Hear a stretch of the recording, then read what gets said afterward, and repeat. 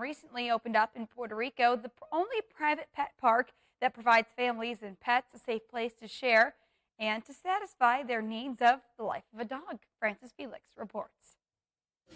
Last statistics of 2019 show that in Puerto Rico, about 300,000 dogs are abandoned in the streets. And every 3 Puerto Ricans households 1 or more pets. A new pet park opens its doors with the vision of providing a safe, clean, and professional place for the dogs and their families. In Puerto Rico, there's about 300,000 dogs abandoned. How important is this type of spaces also to give a message to the people of treating in a good way their pets and everything? Yeah, that is a very good question that you ask right now, because that's something that we've been working for the last 30 years to try to avoid, to have stray dogs, to have abandoned dogs.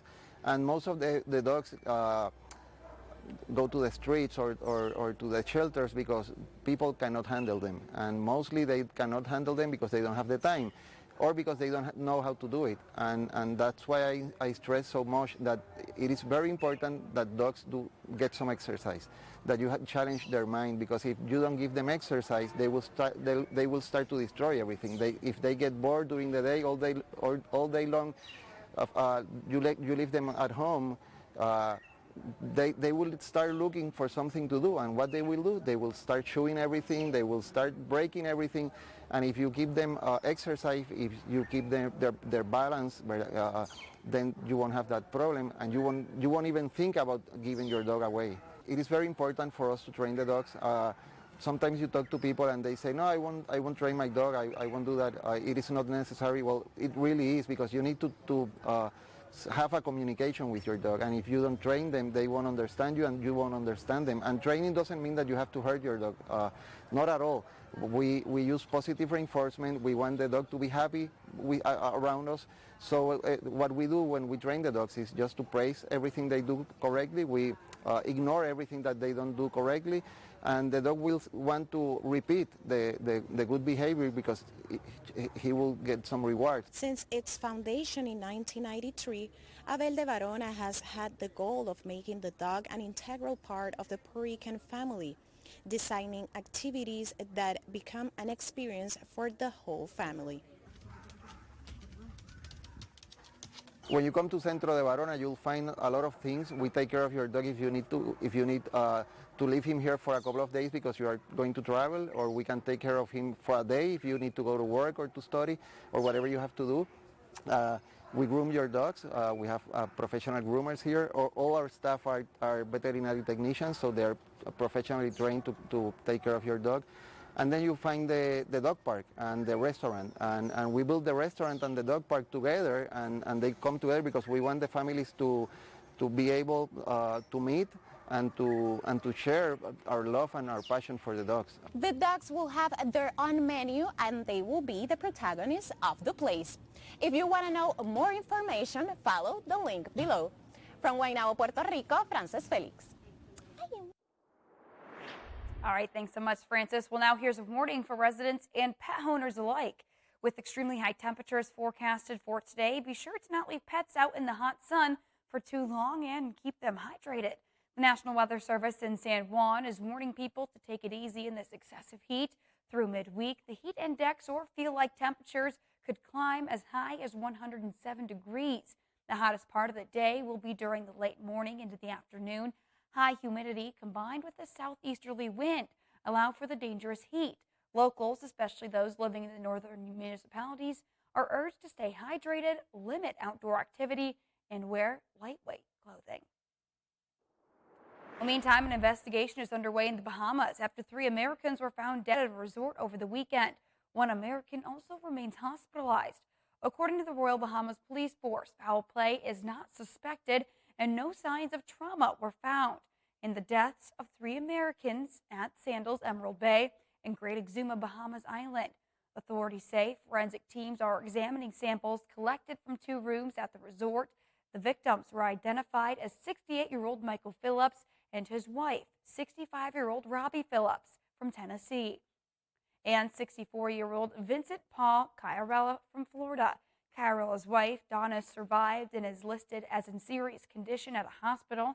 Investigators are still trying to determine what may have caused these deaths, and while a cause has not yet been determined, authorities say all of the individuals reported feeling ill the previous night and were seen by medics.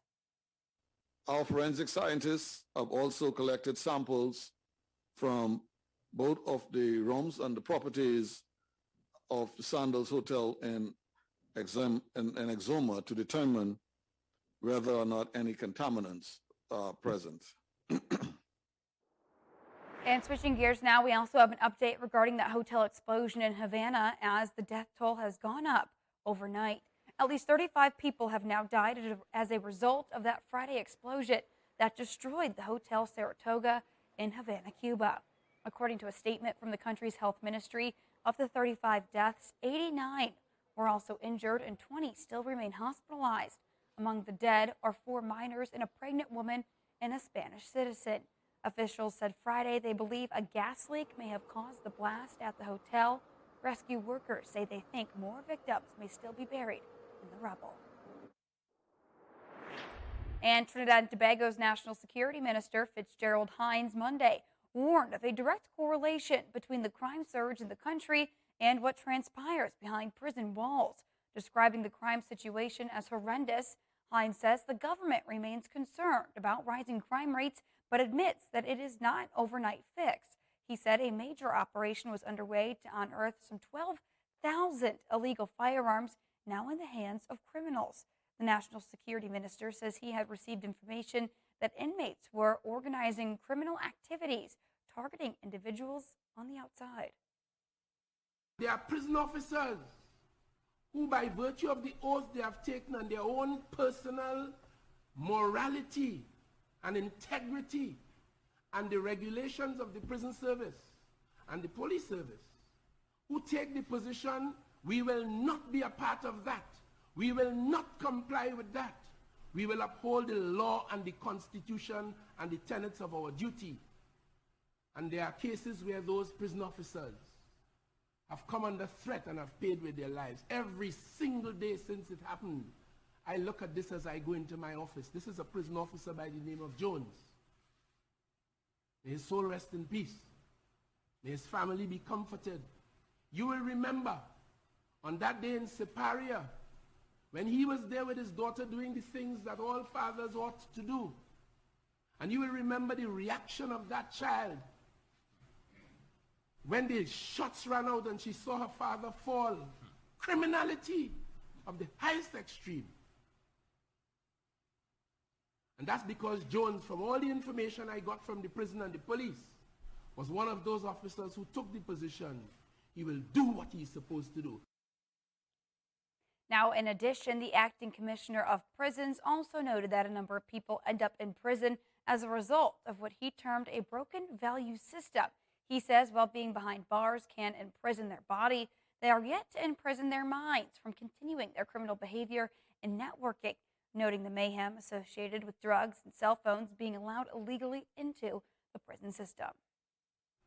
Now the question arises, how are these illegal phones or drugs getting into the prison? It has been said, and it is easy to say, that it's rogue prison officers. Yes, we have some of them. For the past 2 years, we have arrested 18 officers in attempts to traffic drugs or contraband into the prison. Since my ascending to acting in this position, the 24th of February, we have arrested 2 officers and another 2 perhaps by the end of the week.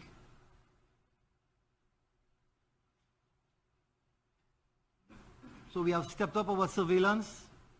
We are working closely with the police service. And the minister is giving us his support as regards to the tools of the trade, his encouragement and his motivation. Trinidad and Tobago recorded 448 homicides last year. That's up from 399 the previous year. At the end of April of this year, the murder toll stood at 172.